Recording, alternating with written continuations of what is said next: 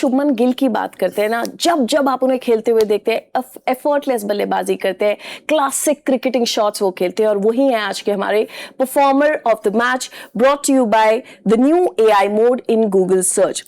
और शुभमन गिल ऐसे खिलाड़ी हैं, शायद उनकी जितनी तारीफ की जाए उतनी कम है। उनको लेकर मेरा एक सवाल है जो new AI mode in Google search से मैं पूछना चाहती हूँ।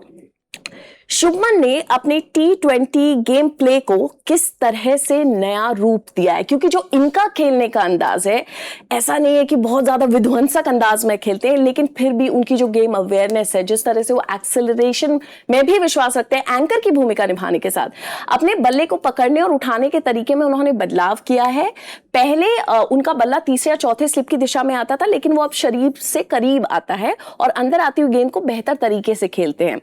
उन्होंने अपने स्टांस को बेटर किया है, पावर प्ले के दौरान अधिक रिस्क लेना उन्होंने शुरू किया है, और 150 से 160 प्लस के स्ट्राइक रेट से रन बनाने का प्रयास कर रहे हैं, लंबे शॉट खेलने में माहिर हैं और परिस्थितियों के अनुसार अपनी पारी में गति को बदलना जानते हैं। और ये सबसे इंपॉर्टेंट पॉइंट है मनोज, क्योंकि इस फॉर्मेट में आप हर दिन देखते हो एक खिलाड़ी है जो आपसे बेहतर एक्सेलरेशन के अंदाज में खेलता है, और शुभमन गिल ने कितना अपना गेम डेवलप किया पिछले कुछ सालों में। देखिए, कोई भी खिलाड़ी बल्लेबाज ना अगर जब इतना अच्छा बल्लेबाजी करता है, कंसिस्टेंसी लाता है अपने गेम में, तो ये जान ले वो टेक्निक अच्छा होने के कारण ही ला सकते हैं।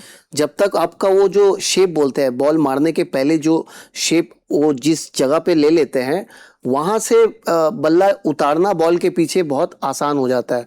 और इनका हमेशा से स्ट्रेंथ है अर्ली पिकअप करना, लेंथ और कट पुल तो बहुत उम्दा मारते हैं, बहुत अच्छा मारते हैं। वो थोड़ा सा भी शॉट होता है तो पिकअप वाला जो पुल शॉट उन्होंने डेवलप किया हुआ है वो भी काबिल तारीफ है। बहुत कम प्लेयर मारते हैं। और स्ट्रेट ड्राइव, कवर ड्राइव, क्या कहना। आप जाते ही इनको अगर आप देखें, कार्तिक त्यागी ने हाफ वॉली बॉल डाली, 140 के स्पीड में हो या 150 हो या 160 में हो, half volley is a half volley. और इसका बल्ला इतना सुंदर उतरता है, डाउन स्विंग इतना अच्छा है। तकनीकी तौर पे हम लोग हमेशा कहते हैं कि विराट कोहली का सबसे बेस्ट कवर ड्राइव है। अगर विराट कोहली और शुभमन गिल का कवर ड्राइव एक साथ रख दो ना, तो देखना बहुत कम डिफरेंस देखने को मिलेगा। ये जब खेलता है इस तरह से मन मोह लेता है। यंग प्लेयर सुंदर क्रिकेटिंग शॉट्स खेलते हैं। अगर आप देखेंगे उन्होंने आज भी कैसे बल्लेबाजी करी, 8 उन्होंने चौके लगाए हैं, 4 उन्होंने सिक्सेस लगाए हैं, 172 के स्ट्राइक रेट से उन्होंने खेला है। और ये भी ना इनका मोहित अंदाज है कि अगर मैं आया हूँ खेलने, मैं करने तो ओपन आता हूँ, लेकिन मैं अंत तक टिका रहूंगा। हमने देखा जब आज भी विकेट गया, बहुत अपसेट हो रहे थे कि मैं फिनिश नहीं कर पाया। लेकिन मुझे आपसे जानना है, हमने इतना करीब से इतना समय इनके साथ बिताया है, किस तरह से वर्क करते हैं बिहाइंड द सीन्स, जो हमें नहीं दिखता, जो हम देख रहे हैं इनकी गेम में जो डेवलपमेंट हुई है, आपने जो नोटिस किया हो? बहुत मेहनती है, बहुत। अगर मैं उस प्रिपरेशन को मेहनत का नाम दूं तो यस, बहुत मेहनती है। और कि एक ऐसा प्लेयर है जो कई बार ऐसा होता है ना कि आपको गलतियां बताई जाती हैं दूसरों को। अब आप खुद भी कप्तानी कर रहे हो, आप टेस्ट टीम की भी कप्तानी कर रहे हो, आप वनडे की कप्तानी कर रहे हो, एक फ्रेंचाइजी की कप्तानी कर रहे हो, तो आप इतने समझदार बन गए हो कि आप अपनी गलतियां खुद पहचान लेते हो। तो ये इतना मैच्योर हो गया है कि इसे अपनी गलतियां पता है, अब किसी को बताने की जरूरत नहीं है। इनिंग खेली, इनिंग के अंदर अपनी गलतियां अपने दिमाग में रखी, वापस गया, उस नेट पे पूरे दिन मेहनत करता रहेगा, पूरे दिन प्रिपरेशन करता रहेगा, जब तक वो रेक्टिफाई नहीं कर लेगा, जब तक वो चीजें ठीक नहीं कर लेगा रेक्टिफाई करने के बाद। तो वो उसका सबसे बड़ा प्लस पॉइंट है। और वो चीज मैं देखता हूं, वो जाएगा स्पिनर्स पे आउट हो गया तो विल मेक श्योर कि मैं स्पिनर सबसे ज्यादा खेलूं नेट के अंदर। और अगर लेफ्ट आर्म पे आउट हुआ है तो वो कोशिश करेगा लेफ्ट आर्म सबसे ज्यादा खेलूं। अगर फास्ट बॉलर्स पे पर्टिकुलर किसी बॉल पे आउट हुआ है तो वो हमसे बोलता था कि मुझे सबसे ज्यादा बॉलें ये वाली डालनी है। अब आप खुद बता के जाते हो, I understand from the bowlers point of view. एक बार को मैं सोचता था कि यार मैं अपनी भी तो प्रैक्टिस करने के लिए आया हूं, लेकिन फिर जब आप टीम के लिए सोचते हो ना, तो ये लगता है कि हाँ यार चलो ठीक है, 2 ओवर मैंने अपने लिए डाल दिया, लेकिन 2 ओवर हाँ आपका कप्तान अगर किसी चीज में, आपका बैट्समैन अगर किसी चीज में स्ट्रगल कर रहा है, तो हम सारा एक पैकेज बना के फिर उसे डिलीवर भी करते थे कि कोई बात नहीं, आप ये चीज करिए। तो दिखती है सारी चीजें। और जब आप इतने अच्छे से प्रिपेयर कर रहे होते हो ना अपने आप को, तो उसका रिजल्ट सामने भी आता है।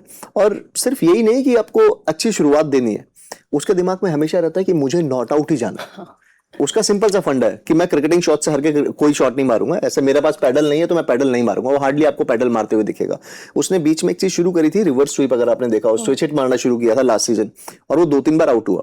उसकी ईगो ने 3 बार आउट करवाया उससे, क्योंकि, और उसके बाद उसने मारा नहीं, क्योंकि कोचेज ने भी उसे बोला और उसने भी ये चीज रियलाइज करी कि यार वो शॉट मेरे पे नहीं लग रहा है।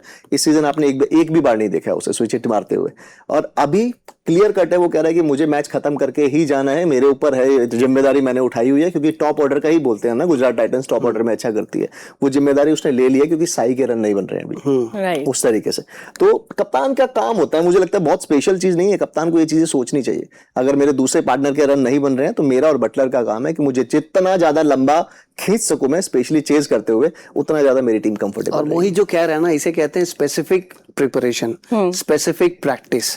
जैसे होता है ना, कभी कभी हम देखते हैं कि नॉर्मल प्रैक्टिस सेशन होती है जहां पे बॉलर्स अपना बॉल डाल रहे हैं, बल्लेबाज अपना बल्लेबाजी कर रहा है, लेकिन इनको अच्छा इसीलिए बनाता है क्योंकि इनको पता है कि इनको कौन से पर्टिकुलर शॉट पे काम करना है, वही ये कह रहे हैं। तो स्पेसिफिक प्रैक्टिस जो बंदा करता है, इससे ये पता लगता है खुद की बेटरमेंट, आप उसके लिए तैयारी कर रहे हो नेक्स्ट मैच में। तो ये अच्छी बात है, बहुत अच्छा लगा जिस तरह से ये अपना कंसिस्टेंसी बरकरार रख रहा है। और इनको ये भी पता है कि जो इंडियन टीम में जो सितारे हैं, बड़े बड़े हैं ना, वहां पे इनको अगर बड़ा बनना है तो इस तरह से बल्लेबाजी करना पड़ेगा, और इनमें वो क्षमता है।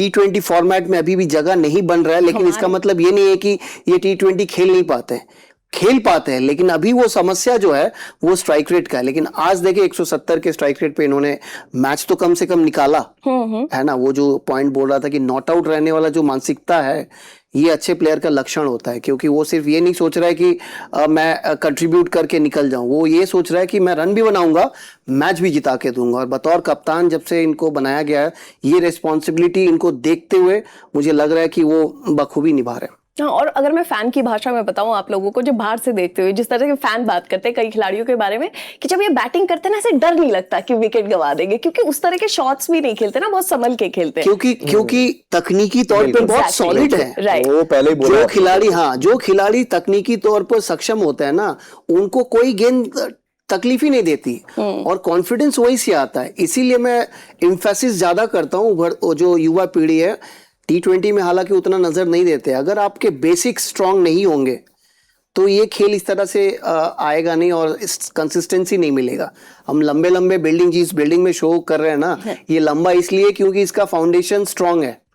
तो बेसिक्स भी क्रिकेट का, बैटिंग का फाउंडेशन है, उस पे अगर आप खड़े उतरते हो, स्ट्रांग बना लेते हो ना, तो फिर इस तरह से कंसिस्टेंट बनोगे आप। फाउंडेशन स्ट्रांग है, इसलिए रिजल्ट्स भी इनके हित में जा रहे हैं गुजरात टाइटंस के लिए। शुभमन गिल रहे आज के हमारे performer of the match, brought to you by the new AI mode in Google search.